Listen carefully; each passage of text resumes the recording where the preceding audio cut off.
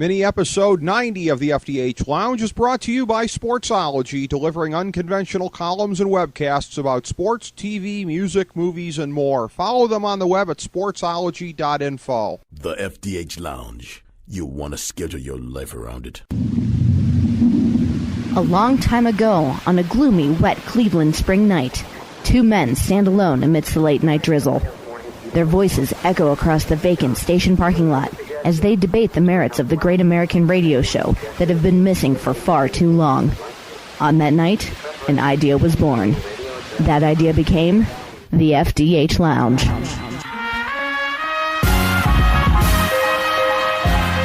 Welcome to the FDH Lounge. Hello, everyone. Welcome to a very special segment here today on the Sportsology platform. This is Rick Morris from the FDH Lounge.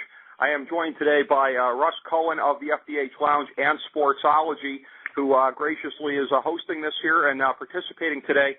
Russ, we have a very, very special conversation with a gentleman, and I know that this certainly it cuts near and dear to the heart of both of us, but especially you for as much of a super fan as you are. Yeah, Jon Anderson is just, one of my favorites. He's just a great singer-songwriter. He was the real engine behind Yes. He's a great performer. People, if they hadn't seen him, might not realize how many instruments he could actually play. He plays the harp, which I find absolutely incredible in the sense that I don't know of any rock band that can just bring out the harp and have somebody play it. So I think that that's kind of an interesting thing. He's a very spiritual guy, always very positive with his music. If you go to his store on Amazon, you'll see he's just got a multitude of albums. A lot of them now he's starting to convert to MP3, which is nice. So he's enduring, and that's a big thing. Well, what better way to set that up? You did so very well, Russ. And, of course, the hub for all of this where people can find the information is at Jon Anderson Online. That's jonanderson.com, Jon Anderson.com. And I believe we have him on the phone lines here. It's a pleasure to be able to welcome him in. Legendary longtime Yes lead singer and solo artist Jon Anderson. Jon, welcome to the program today. Pleasure to have you on, sir. Thank you very much. Can you hear me? Yep. Yes. We can hear you loud and clear. Oh, it's wonderful to have you on, sir. We have a bunch of questions to get to here, to pick your brain about your career, where it's been, where it's headed. First question that I would have is, in looking at the long stretch that you have behind you, the tremendous catalog from when you were lead singer of Yes, your highest profile work, when you look at the commercial success of the period of the 80s, specifically the 90125 album versus the progressive rock thing when you guys were really pioneers of that back in the 70s, do you have a chapter out of those two that cuts a little nearer and dearer to your heart, or do you kind of embrace it all equally? I think it's very important to go through the 70s music and realize that we were one of the bands that, used the progression of music, rather than stick to the possible sort of hit record sort of situation. And I remember in the early 70s, we were always making music to perform on stage. I think that was what Yes was all about, performance. And then we'd make records.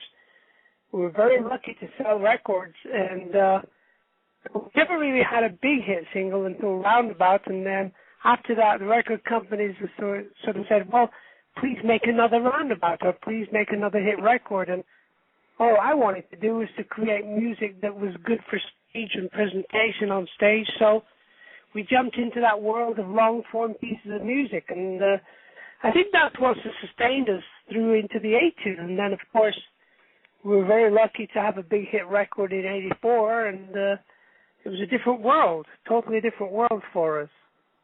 Jon, I think you're being nice when you say luck, in the sense that, I followed your career for a long time, and I've been to a lot of your shows, solo and otherwise, and you are a storyteller. I mean, that's the way I sort of see you, and always in concert, you're always telling at least one or two stories, and you always sort of project that to the audience, and I sort of get that from your writing, too. I think that that's something that you just have a natural talent at.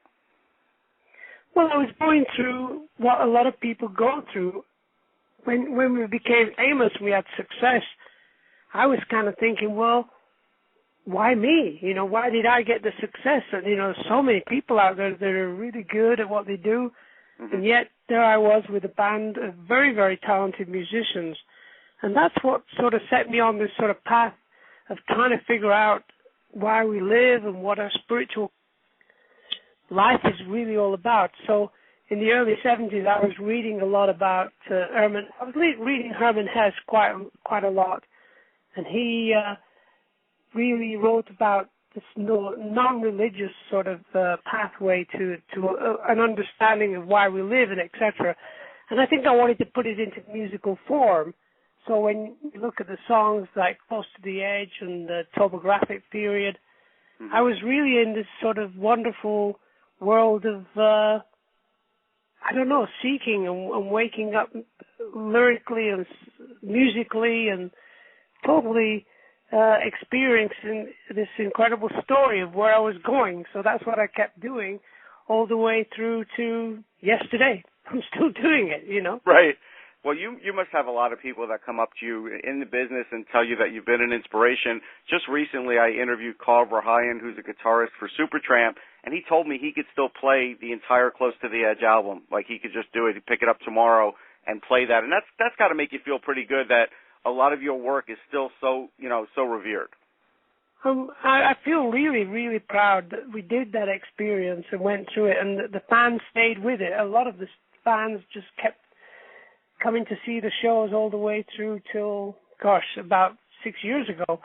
And one of the interesting things is you get a lot of young people coming to the show that I do now, the solo show, and you see them looking at me, and they've got Close to the Edge, a CD in their hand, and they want me to sign it, sort of thing. And I can see in their eyes, they've got this look of, what were you thinking about when you made this music, you know? So I feel very, very proud of what I've been musically able to do over the years. Jon, it's very interesting because the conversation that Russ just referred to, I know that he had mentioned to me that it came up that he wasn't really thrilled by some of the sampling that had been done of some of Supertramp's music, versus I know that when Kanye West sampled your vocals from High Places, from what I've seen, you seem to be pretty flattered by that. So have you thought about proactively moving into that a little bit more, possibly seeking out some other artists or bands for collaboration, either for sampling or mashups? Yeah, I actually sent about 3 new songs to a guy who does mashups and suggested a couple of other things that I've done just about 2 months ago. As for collaboration, I'm always very open. A friend of mine from Italy got in touch with me last month. Would I sing on a song of this wonderful composer in Italy?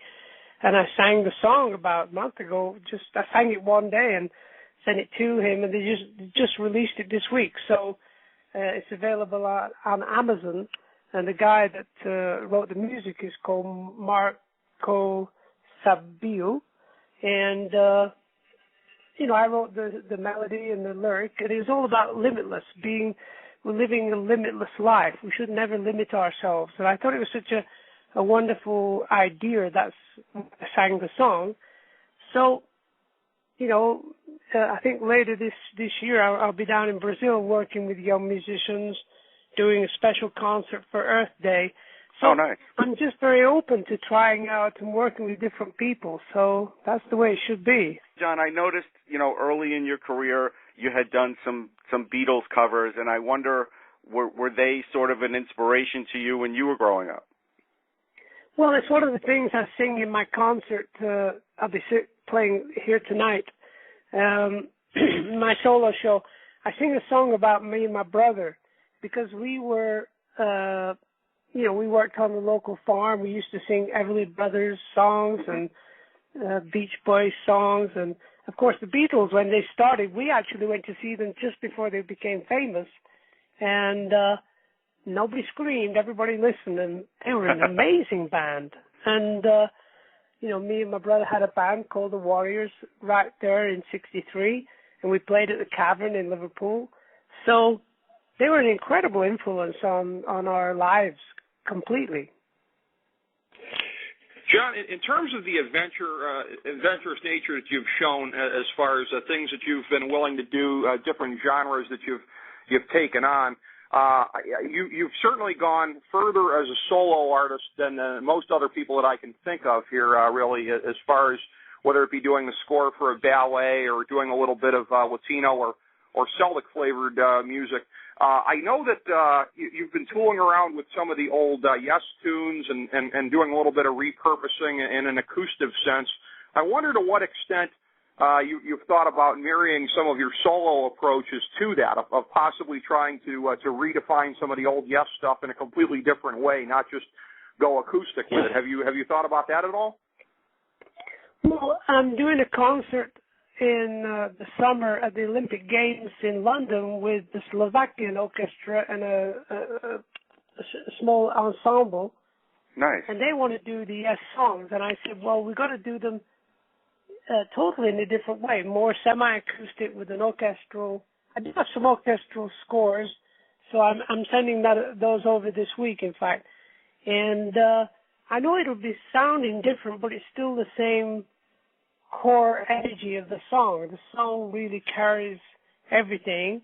And then when I do my solo show, I'm doing songs that people know very well from Yes, that I wrote for the band, and I just take them in that original form that I wrote them on guitar.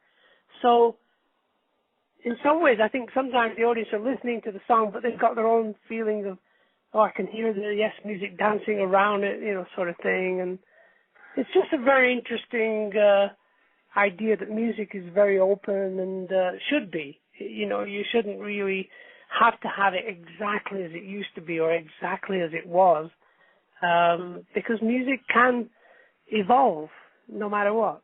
Yeah, I like that, and actually, like on my iPod, I have a lot of different live shows of Yes and You and different things like that, because I always do like the way songs sound differently in each show.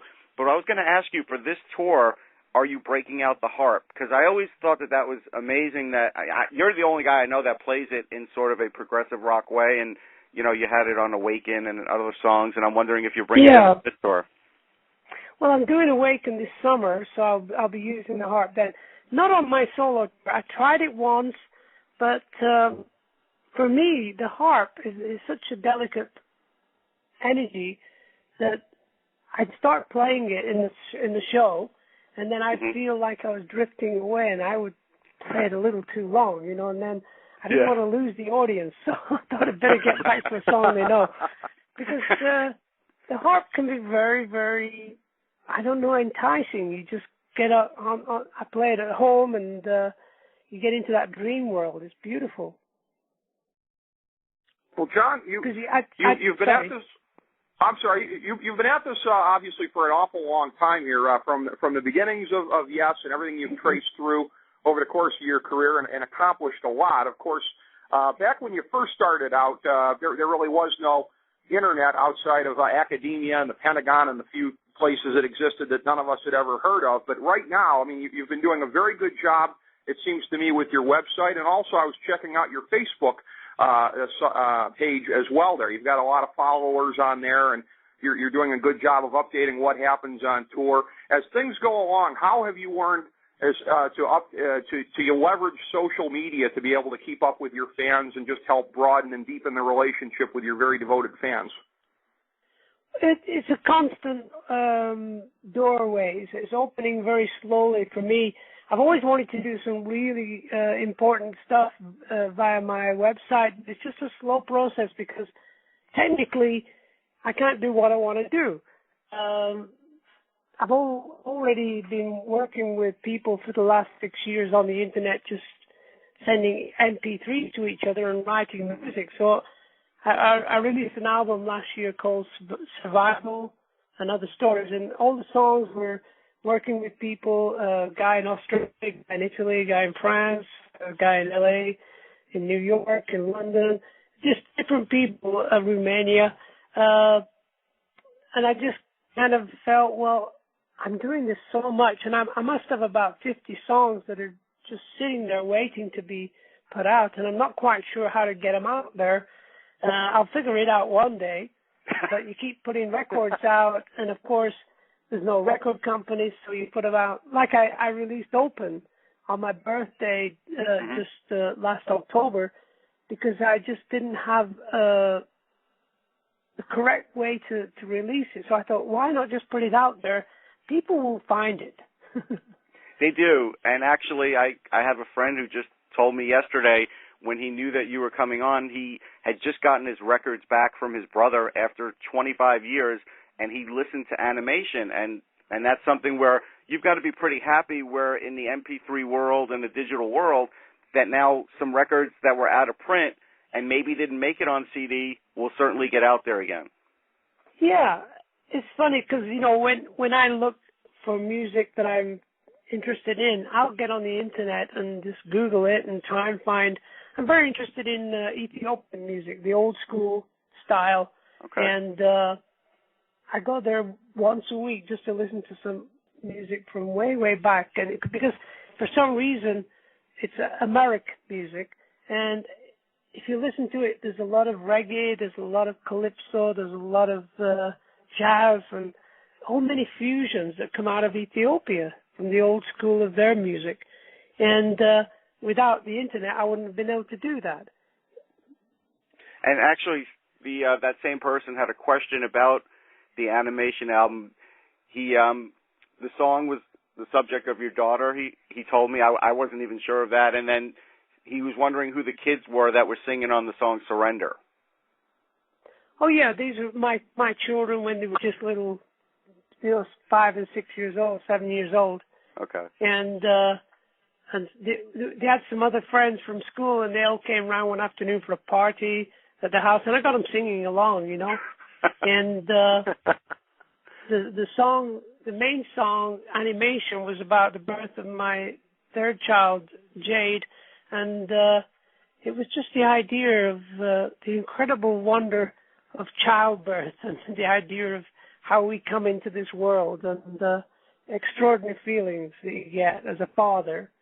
And it sustains that kind of song. It's something that, it's one of the things about writing music. You record a song, you put it together, you hear it through the speakers, and you just go into this sort of wonderful bliss of, wow, this is just sounding great.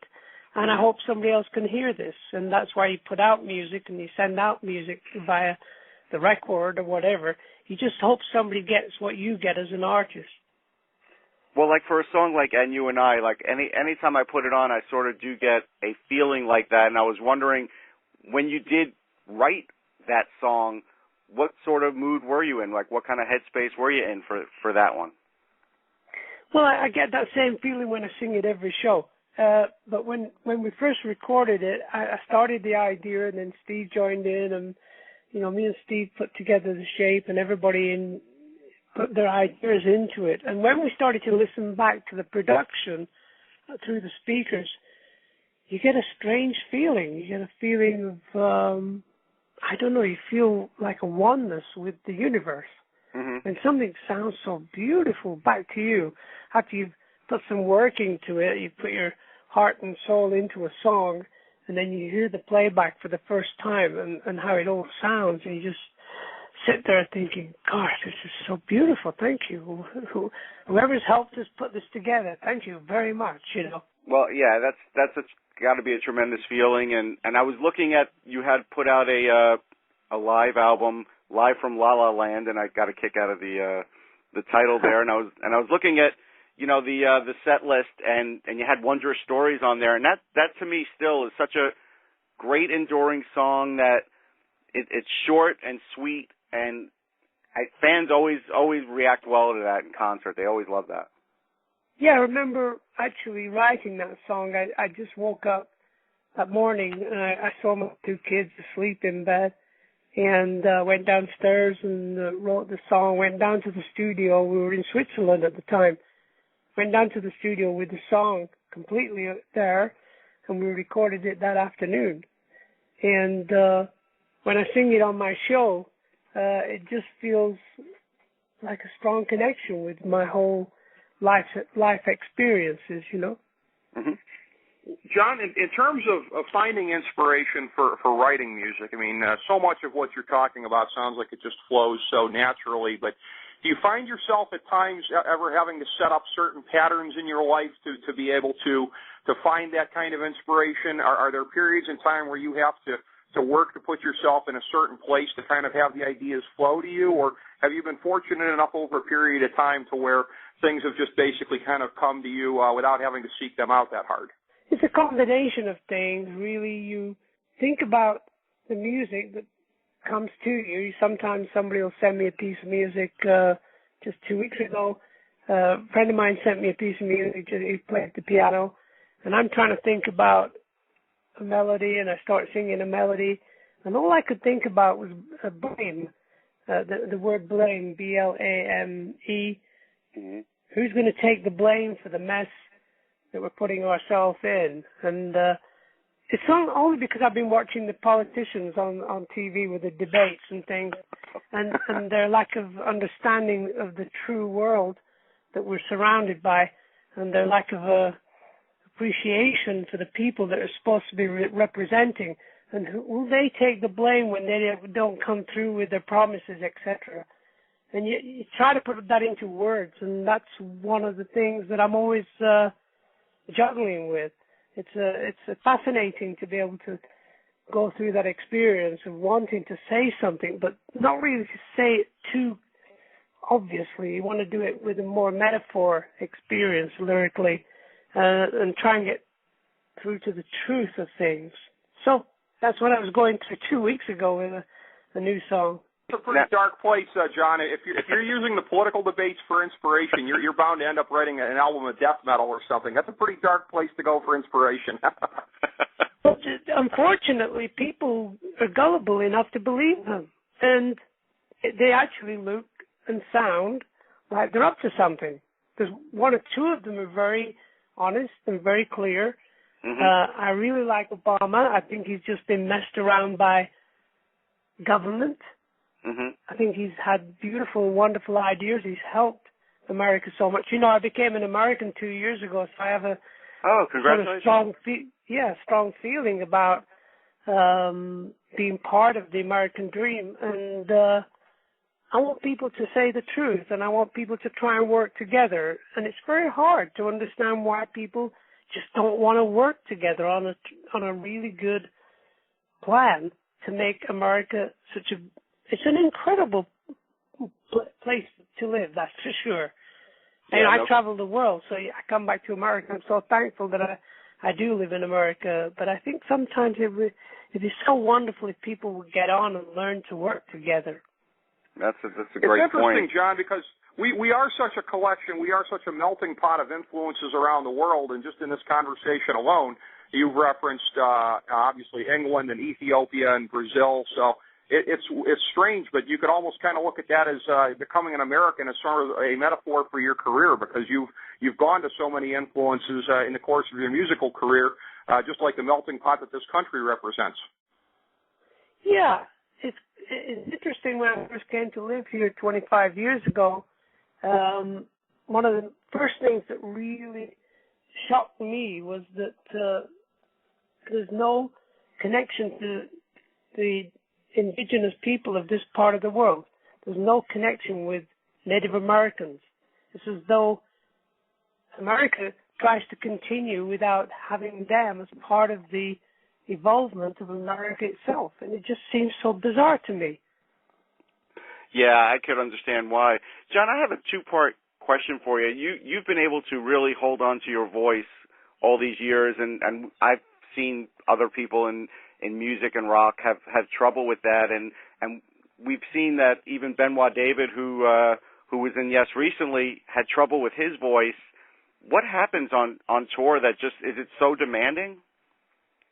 I think the longer tours were, when you're 40 and you're 30, you're 40, whatever, 45, 50 maybe, long tours, constant touring, you're used to it. Your body can sustain it. But when you get older, like I was getting into my 60s, those longer tours where you don't have a break, from a vocalist point of view, it's very hard. From a guitarist, a drummer, they're just using their hands and their arms or legs, whatever. From a singer, you're using a very delicate instrument. So that's one of the problems that I went through. And a lot of singers go, they over-sing. And Benoit probably went through that where he oversang for a week or two and then suffered a month later while he was still on tour. And unfortunately, the guys in the band just didn't really care. And even when I got very sick, they weren't really, passionate. They weren't compassionate. No, they didn't seem that at all. Yeah. Rick Wakeman was very, very definitely on my side because he's been ill in his life and he knows what it's like. So for that to happen, it just seems such a sad thing for Chris and Steve to just let happen, and Alan. They should really have let him know either. They didn't let him know that he wasn't in the band. And I think that's the kind of thing you see, wait a minute, there should be more compassion around because, it's only music, guys, and life is more important. Health is more important. So I'm kind of lucky. I'm very happy with my life, my wife, my Jane. She looks after me so much. And touring, we just take our time in touring so that I can do a performance because that's really what it's all about, being able to do your best. No, that's great. Also, there's some fans of yours in the Montreal area that want to know, will you get back that way? There seem to be a pretty good amount of fans there. Did you ever notice that over the years? Were they a good area for you? Oh, gosh, yeah. There's for some reason, Canada is always been a great place for me to go and perform. Montreal, Quebec, Toronto. So we might actually, me and Jane, we might be up in Montreal sometime in, I think May.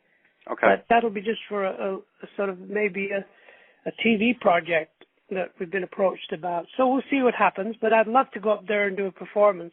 Maybe while I'm there, I'll do a club date or something. Well, John, we certainly want to get some plugs in here for your dates that you've got going on. Of course, today, March 3rd, Hamilton, Ohio. March 5th, Wilmington, Delaware. You go back to the East Coast after today. March 7th in Philly. March 8th, Baltimore. March 10th, New York.